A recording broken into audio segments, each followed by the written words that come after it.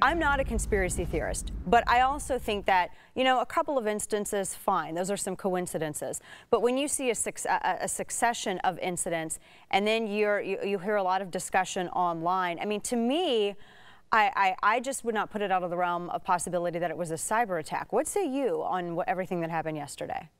Of course you can't put it out of the realm.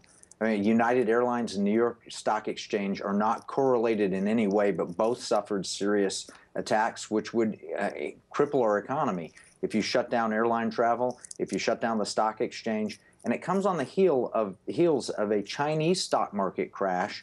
And this is the same Chinese government that published a book in 1999 called Unrestricted Warfare, in which they said a single man-made stock market crash is a form of a new concept weapon.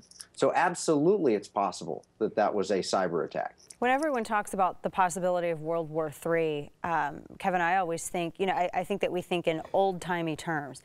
We think of like World War I, World War II, how those were fought. I think it's going to be a cyber war, because we have a lot of signs that are indicating that that's, ultimately what the move would be.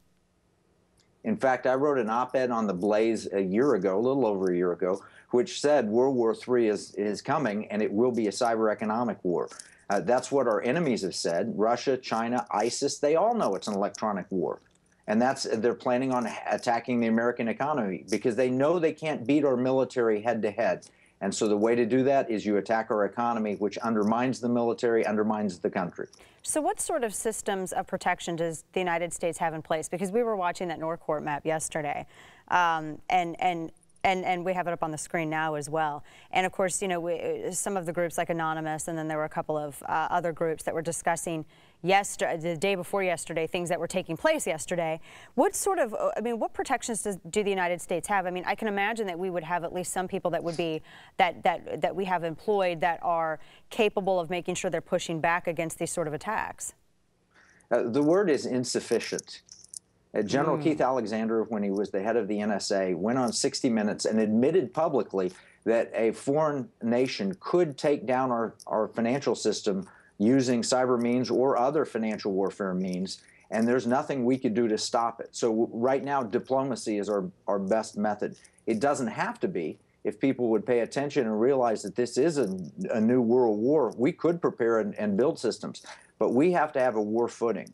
Right. For example, the people that were fixing the stock exchange yesterday, how do we know that they were all loyal American employees? What if there was someone that was actually in the fix, inserting in a code that could cause the market to crash at will? Ooh, that's a great point. That is a really good point. Who do you think is that? Who's the main source of these attacks? I mean, ultimately, the immediate assumption is that it's China.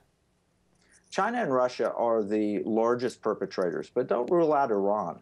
The Iranians did Operation Cleaver, in which we found evidence that they were in almost all of our critical infrastructure systems, shutting down the potential to shut down a power plant or water treatment facility or so forth. That would cause absolute devastation if they were successful. And they've declared that we are still their enemy, even if we get a nuclear agreement. So the Iranians, the North Koreans hacked Sony.